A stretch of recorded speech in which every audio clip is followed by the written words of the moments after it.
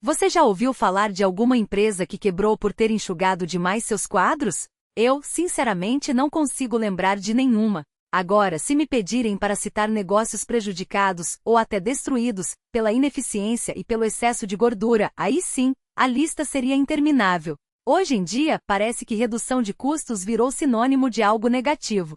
Mas será que o problema não foi justamente deixar a empresa crescer tanto a ponto de precisar cortar depois? Quando uma organização tem mais gente do que realmente necessita, não vejo benefício nenhum em manter pessoas ociosas ou subutilizadas. Afinal, em algum momento, ela vai competir com alguém que não carrega esse peso morto. Claro, para quem é afetado, a situação é dolorosa. Mas será que existe mesmo um caso em que uma empresa foi à falência por cortar demais?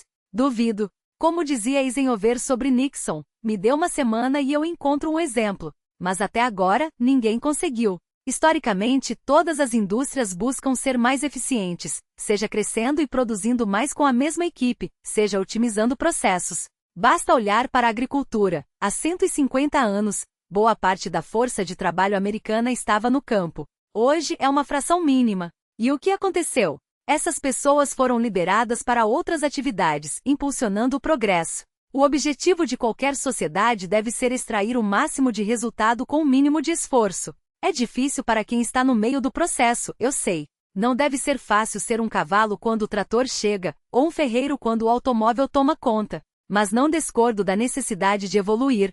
Discordo, sim, da forma como isso às vezes é feito. Falta, em muitos casos, um pouco mais de sensibilidade e planejamento. O ideal é que as empresas consigam crescer em produtividade sem precisar demitir, como a Dexter Choi fez. Produziu mais, vendeu mais e manteve seus funcionários. Infelizmente, nem sempre é possível. Na Oldbook, por exemplo, temos menos pessoas hoje do que há alguns anos, e não há como evitar isso. No passado, saímos do ramo têxtil porque não conseguíamos competir. Gostaria de ter evitado, mas não havia como sustentar uma operação deficitária em Nova Inglaterra. Empresas como a Geico e a própria Berkshire Hathaway vão contratar mais gente com o tempo, mas isso não muda o fato de que a eficiência é essencial para o progresso. O desafio está em equilibrar essa busca com a responsabilidade social.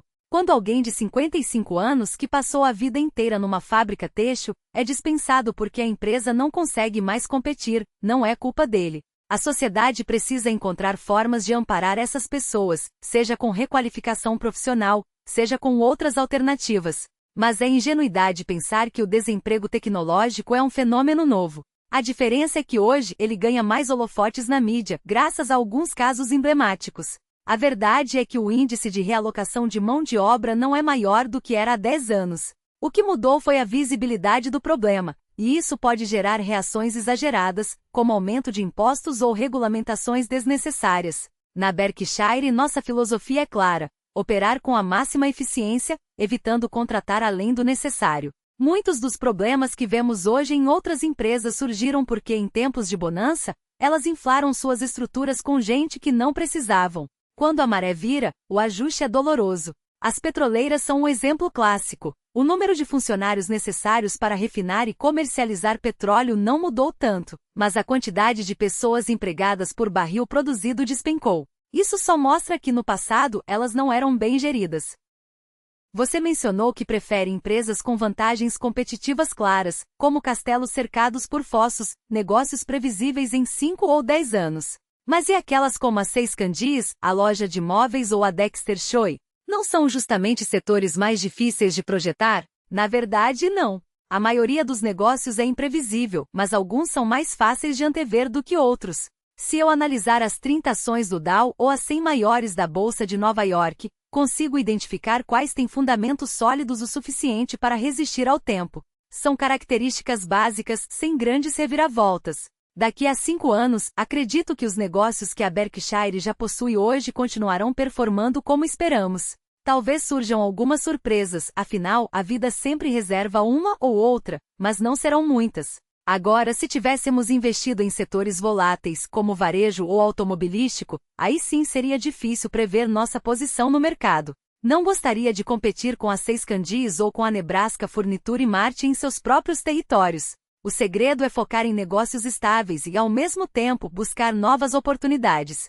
Porque, no fim das contas, o que importa é construir um futuro sem sustos desnecessários. Eles Então, 4 pontos. E falando nisso, será que Wall Street é mesmo o epicentro da inveja e da rivalidade, mais do que qualquer outro lugar? Tem um amigo cuja avó costumava dizer que nunca entendeu por que as pessoas se deixavam levar pela inveja, afinal, era o único dos 7 pecados que não trazia nenhum prazer. Mas, no geral, acho que muita gente teve a voz do tipo errado. Já comentei algumas vezes que o Robin Leach, daquele programa Lifestyles of the Rich and Famous, errou feio na abordagem. Ele pintava um quadro de felicidade eterna para quem enriquecesse, mansões, iates, festas intermináveis.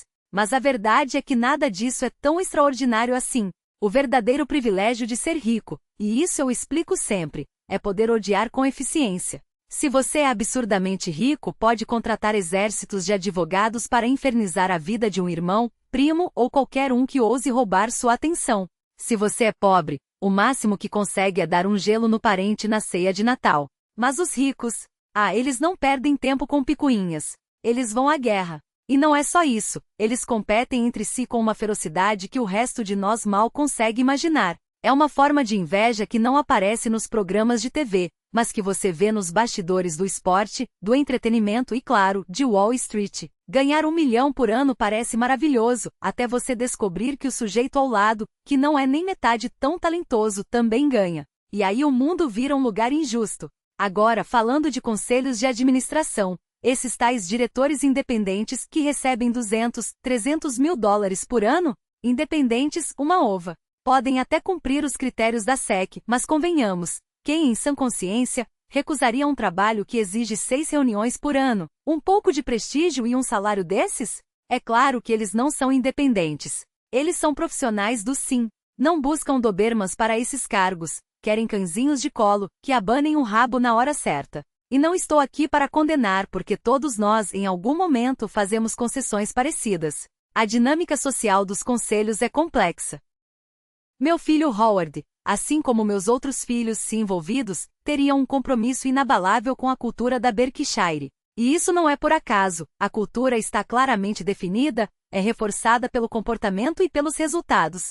O papel de um presidente não executivo, por exemplo, não é ditar salários ou impor decisões. É garantir que, se o conselho decidir por uma mudança, ela seja implementada sem traumas. No caso da Berkshire, é improvável que isso seja necessário, mas é um mecanismo de segurança valioso. E quem melhor para executar esse papel do que alguém que já vive essa cultura?